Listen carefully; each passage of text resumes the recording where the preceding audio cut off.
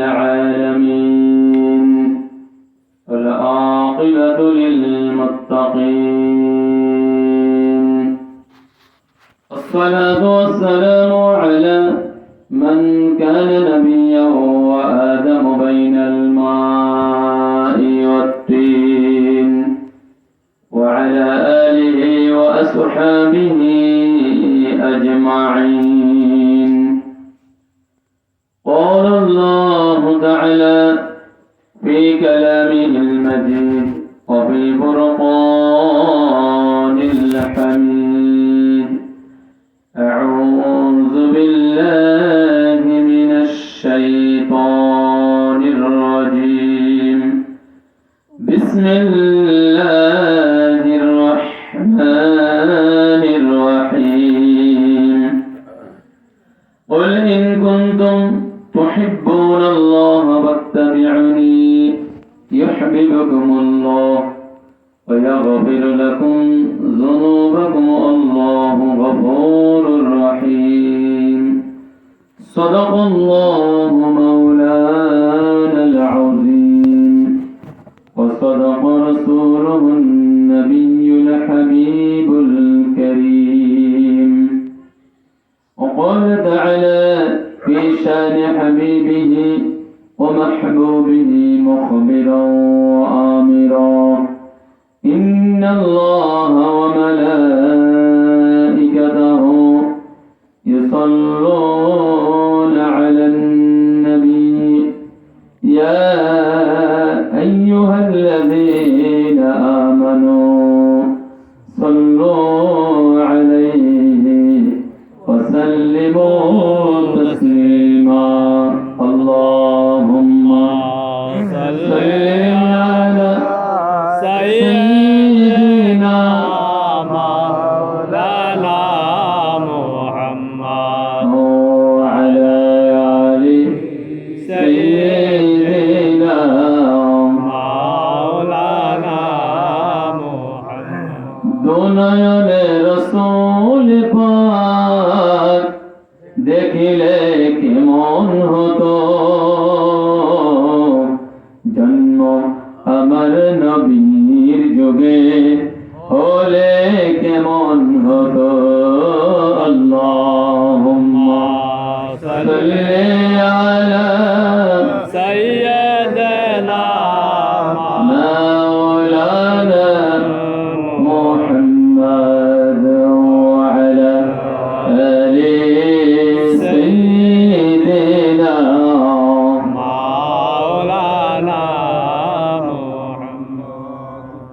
মুআজ্জাজ মুহতারাম সদরে জলসা ফরদাবাদ আহলে সুন্নাত ওয়াল জামাত এর উদ্যোগে আয়োজিত পবিত্র দাওয়াতুল খায়ের মাহফিলের মধ্যে উপস্থিত আছেন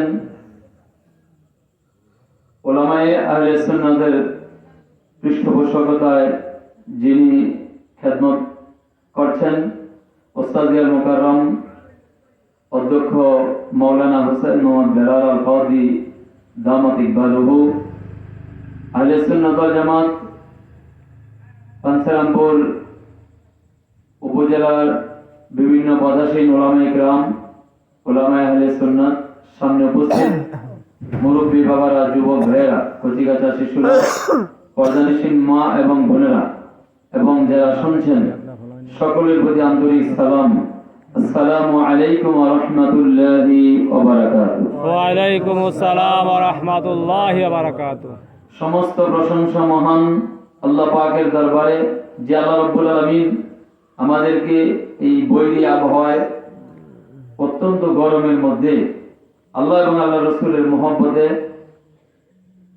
এই দাওয়াতুল খায়ের মাহফিলে বেহেশতি পরিবেশে এই সামিয়ানার নিচে কিছুক্ষণ আসার বসার, বলার এবং শ্রবণ করার তৌফিক দান করলেন যে আল্লাহ পাক, সে আল্লাহ পাকের দরবারে সবাই কৃতজ্ঞতা জানাচ্ছি। আলহামদুলিল্লাহ আলহামদুলিল্লাহ। রব্বে করিমের দরবারে আরো শুকরিয়া এই জন্য যে আল্লাহ পাক আমাদের সকলকে এমন একজন নবীর উম্মত বানিয়েছেন যিনি সমস্ত নবীদের নবী। বলুন সুবহানাল্লাহ। সুবহানাল্লাহ। সমস্ত নবীদের ইমাম, ইমামুল আম্বিয়া যিনি সৃষ্টির শুরু, যিনি সৃষ্টির শেষ, যিনি প্রকাশ্যে নবী, গোপনীয় নবী, যিনি নবীদের নবী, যিনি গুনাহগার উম্মতের সুপারিশকারী, যার হাতে হাসরের ময়দানে লিয়াউল হামদ, প্রশংসার পতাকা থাকবে, বলুন সুবহানাল্লাহ। যাকে আল্লাহ রাব্বুল আলামিন নিজে ভালোবেসেছেন, যার মান সম্মান ইজ্জত জিকির আল্লাহ পাক কুরআনুল কারীমের আয়াতে কারিমা নাযিল করে জানিয়ে দিয়েছেন, ও আমার হাবিব, আমি আপনার জিকিরকে বুলন্দ করে দিয়েছি। সুবহানাল্লাহ। যিনি রহমত, রহমাতুল লিল আলামিন, কুল কায়নাতের জন্য রহমত, বলুন সুবহানাল্লাহ। সেই নবী দুজাহান এর উম্মত আল্লাহ আমাদেরকে বানিয়েছেন, সেজন্য আবারও মহান আল্লাহ পাকের দরবারে বুলন্দ কণ্ঠে শুকরিয়া আদায় করি আলহামদুলিল্লাহ। আলহামদুলিল্লাহ। প্রিয় উপস্থিতি, আল্লাহ রাব্বুল আলামিন সারা পৃথিবীতে সৃষ্টির শুরু থেকে শেষ পর্যন্ত যত মানুষ বানিয়েছেন, প্রথমত সমস্ত মানুষ দুই প্রকার। এক প্রকার মানুষ ঈমানওয়ালা, আর এক প্রকার মানুষ হলো কাফের। কথা বলেন ঠিক কিনা? ঠিক। ঈমানওয়ালাদের মধ্যে আবার ক্লাসিফিকেশন আছে, প্রকারভেদ আছে। আমরা যারা ঈমানদার, আমাদের মধ্যে কিছু লোক নামাজ পড়ে কিন্তু তাদের পরিচয় হলো মুনাফিক। আছে না নাই? আছে। আমার এই কথা আমার নয়, আমার আপনার নবী রহমাতুল লিল আলামিন পবিত্র হাদিসে মুবারাকায় জানিয়ে দিয়েছেন যে আমার উম্মত হবে ৭৩ দল, কুল্লুহুম বিন নার, সবাই হবে জাহান্নামী ইল্লা মিল্লাতিন ওয়াহিদা, একটি দল ছাড়া।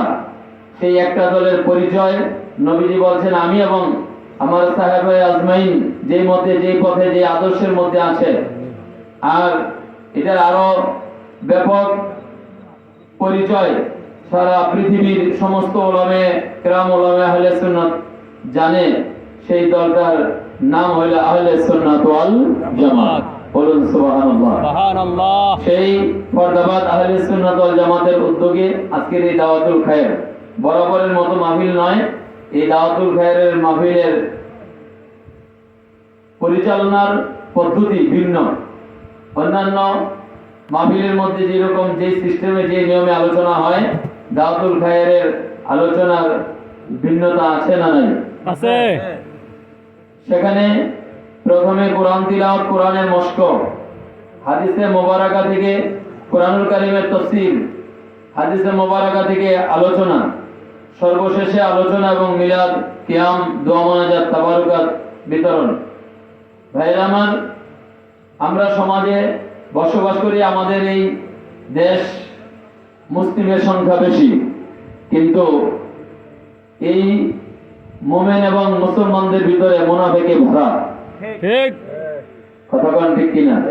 দেখেন, আমরা যারা ইমামতি করি, আমাদের পিছনে নামাজ পড়ে, সেই মুসল্লি মসজিদে ইমামের সমালোচনা করে। আছে না নাই? আছে। রাগ করতেছেন নাকি? না। আমি কি বানাই বলতেছি নাকি? মসজিদে ইমামের সমালোচনা করে, মুয়াজ্জিনের সমালোচনা করে। এক মুসল্লি আরেক মুসল্লির গীবত চাষতলে বসে বসে করে, মজা করে। আছে না নাই? আছে। অথচ সবাই আমরা আল্লাহর বান্দা, নবীর উম্মত। কথা বলেন ঠিক কিনা? ঠিক। ভাইরা আমার, আল্লাহ রাব্বুল আলামিন মানুষ বানিয়েছেন তার ইবাদতের জন্য। সবাই ইবাদত করে, আমরা মুসলমানরা ইবাদত করি একটা পদ্ধতিতে। অন্য ধর্মের তারা ইবাদত শব্দটা না বললেও তাদের ভাষা অনুযায়ী তারা একজন স্রষ্টাকে মানে না? মানে না? মানে। কিছু লোক আছে নাস্তিক। কথা কোন ঠিক কিনা? কিছু লোক আছে নাস্তিক। এই নাস্তিকগুলি ছাড়া আস্তিকের মধ্যে যারা আছে, এর মধ্যে এই যারা অন্য ধর্মের, তারা কিন্তু তাদের ধর্ম অনুযায়ী তাদের মন মতো বানানো রব বানাইয়া, খোদা বানাইয়া পূজা করে না? করে না? তাদের এই পূজার দাম আল্লাহর কাছে আছে? কথা কোন আছে? তারা কিন্তু একজন স্রষ্টা মানে। স্রষ্টা মানে না মানে না? মানে মানে। তারা যেই পূজা করে, তারা যেই কাজ করে, এই কাজে পূজা দিয়ে তারা কি বেহেশতে যাওয়ার সুযোগ আছে? কিন্তু তারা তো একজন স্রষ্টা মানে। আর এই স্রষ্টা যদিও তারা আল্লাহ বলে না, তাদের ভাষায় অন্য নাম বলে, ভগবান বলে, ঈশ্বর বলে, নিরঞ্জন বলে। তাদের এই ভগবান কি তাদেরকে বেহেশত দিবে?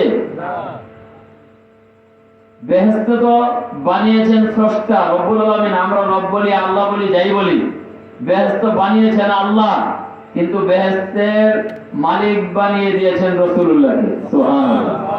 আল্লাহ তাআলা সূরা কাউসারের মধ্যে বলছেন, ইন্না আ'তাইনা কাল কাউসার, নিশ্চয়ই আমার হাবিব আপনাকে আমি অনেক দান করেছি। কন্যা সুবহানাল্লাহ। সুবহানাল্লাহ। এর মধ্যে বেহেশত দান করেছেন, আছে না নাই? আছে। সেজন্য নবীজি কি বলেছেন? এক বৈঠকে বসেই বলছেন, আবু বকর ফিল জান্নাহ, ওমর ফিল জান্নাহ, ওসমান ফিল জান্নাহ, আলী ফিল জান্নাহ। এইভাবে 10 জন সাহাবীকে বেহেশতি ঘোষণা করেছেন। সুবহানাল্লাহ। মালিক না হইলে কি বেহেশতের ঘোষণা করতে পারতেন? না। তাইলে ভাইরা আমার, আমরা সবাই বেহেশতে যেতে চাই, কিন্তু বেহেশত বানিয়েছেন আল্লাহ, মালিক বানিয়ে দিয়েছেন রাসূলুল্লাহকে।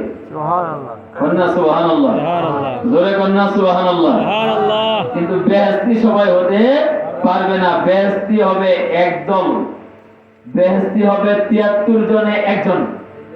কয়জন? 73 জনে একজন, 73 দলের মধ্যে একদল। কন্যা সুবহানাল্লাহ। সুবহানাল্লাহ। তাইলে নামাজি বেহেশতি বলা যাবে? হ্যাঁ। জি না। ফাওয়াইলুল লিল মুসাল্লিন। ওয়াইল নামক একটা হইল যন্ত্রণার জায়গা, দুজকের একটা স্তর। হ্যাঁ, যেই এই যন্ত্রণার স্থানে কারা থাকবে? মুসল্লিরা। কন্যা নাউজুবিল্লাহ। আউযুবিল্লাহ। জোরে কন্যা নাউজুবিল্লাহ। এখন মুসল্লি কারা? যারা নামাজ পড়ে, যারা নামাজ পড়ে তারাই তো মুসল্লি নাকি? কিন্তু কোরআন বলতেছে এই মুসল্লিদের জন্য হলো ওয়াইল নামক দুজক। কারা? আল্লাযীনা হুম আন সালাতিহিম সাহুন, যারা নামাজের মধ্যে কি থাকে? উদাসীন থাকে। নামাজের মধ্যে উদাসীনের মধ্যে অনেক ধরনের উদাসীনতা আছে। এর মধ্যে একটা উদাসীনতা হলো নামাজের মধ্যে নবীজির নাম স্মরণ করা গরু গাধার খেয়ালের চেয়ে আরো খারাপ। রসুলকে নামাজ থেকে বাদ দিয়ে দেওয়া, এটা একটা উদাসীনতা। কথা কোন ঠিক কিনা? কারণ এই নামাজ তো এনেছেন রাসূলুল্লাহ। কথা বলেন ঠিক কিনা? এই নামাজের সিস্টেম পদ্ধতি শিখিয়েছেন রাসূলুল্লাহ। কথা বলেন ঠিক কিনা?